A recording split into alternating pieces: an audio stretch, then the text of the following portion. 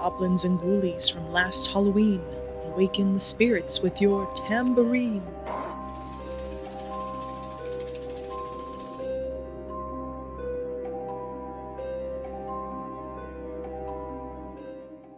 Hey there, my gorgeous, beautiful, wonderful queen bees. It's your girl Amanda the Buzzed Artist. We're back with another haunted mansion painting. We've done the Hatbox Ghost, which was so much fun, but now we're on to our leading lady of the show, which is Madame Leota. Yes, I'm talking about the Madame Leota of the Haunted Mansion ride. This lady is featured in a crystal ball and summons the ghost spirits of the 999 that live in the Haunted Mansion to come and spook you into a frightfully good time. You guys, this is one of my favorite rides of all time. So I really wanted to capture the essence of Madame Leota and give her a really nice set of colors. So we first started out with a blue colored pencil to just do a nice rough sketch to figure out where everything is going to go.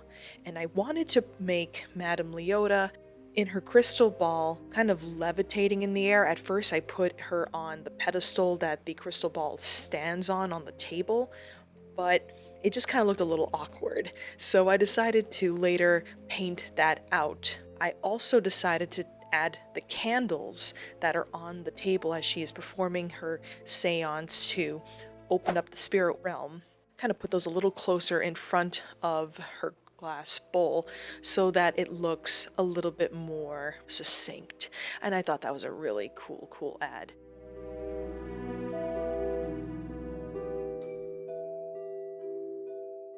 With Madame Leota here, I really wanted to concentrate on a few types of color palettes. She's got a lot of blues and purples and reds that are showing up inside of her ball and on her features.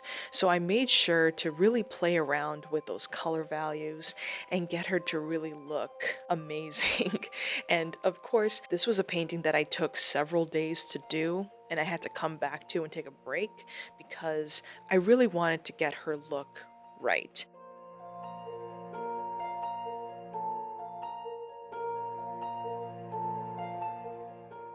Doing her hair had to be one of the most challenging but also the most fun part of this painting because she just has so much in that crystal ball. I mean, it's like vampire style 80s hairband haircut. You know what I mean? Like, it's just wavy. She definitely used a lot of hairspray to get her look to be extra nice and spooky for her daily seances. Madame Leota ain't playing. So what I proceeded to do was just to kind of do a lot of broad strokes at first to lay down the colors and kind of figure out where everything is going to go, and then later on add in the more details. Again, like I said, this took me several hours over a span of a few days to kind of get right because I kept putting down my brush, looking at it, and something just never felt all that quite right. So that's okay to happen when you're painting. Sometimes a painting won't come out the way you quite want it to on the first go, and that's totally normal. So I just took my time, laid down my colors, and took a step back, took a break, came back the next day, and then proceeded to keep on adding. Now the candles have a different color tone to it, and that's kind of what threw me off at first because Madame Leota here, she's like cool tones, right? She's got a lot of blues and greens and purples going on with her, but then the candles have a lot of warm tones, yellows and oranges and reds.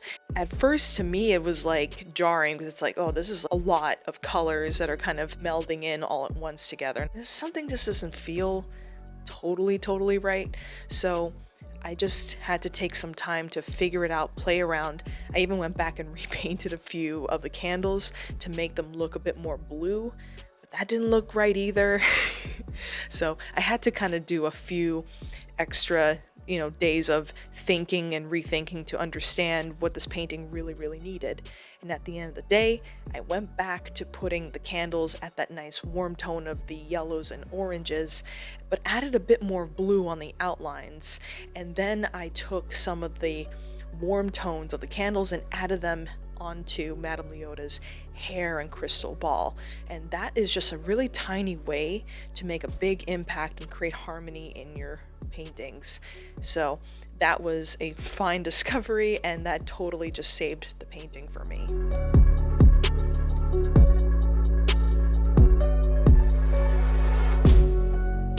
So I just realized this when I was doing research on the painting itself. I didn't realize that she has a tombstone right outside of the Disney ride, features her bust without her in the crystal ball. So she was actually a person before she became encapsulated in the crystal ball. Now, whatever her story is of how she became the spirit trapped inside of that little ball remains to be seen. But I just think it's really cool that she has her own little tombstone. It's like a little Easter egg when you're waiting in line at the ride, and you get to see her in her full glory with like the long tassels of her headdress that she's wearing. I guess in essence, what's really going on in her crystal ball is like her tassels that she was buried in. But I decided to just take that an extra step further and just make that hair, because I really wanted to play with hair texture. And that's when I really kind of went like 80s band wild. I just started adding more wisps, adding more colors, incorporating a little bit of the green so it kind of stands out and kind of glows a little bit more. And I thought that really, really paid off. And of course, your girl's got to have some of that vampire makeup, you know what I'm saying? Like, she's got to have some of that eyeliner to make her look so fetch. If there's one thing I learned from doing this painting, and one thing I want you to take away from this video, that it's okay to change the colors and the look of your painting multiple times. Let me tell you, those blue candles were just not doing it for me. It didn't feel right. I mean, have you ever seen a blue candle when it's lit? That doesn't make any sense. So I had to do a little bit of rethinking. So I decided to warm them back up with oranges and yellows again.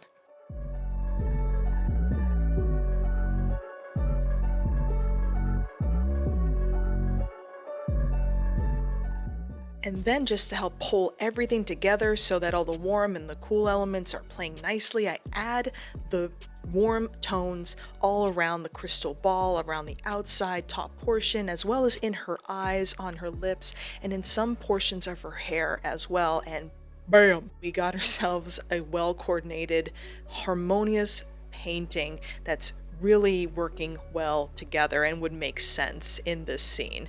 You guys, we got ourselves a nice looking conjuring spirit ready to give us a little bit of a jamboree in the graveyard.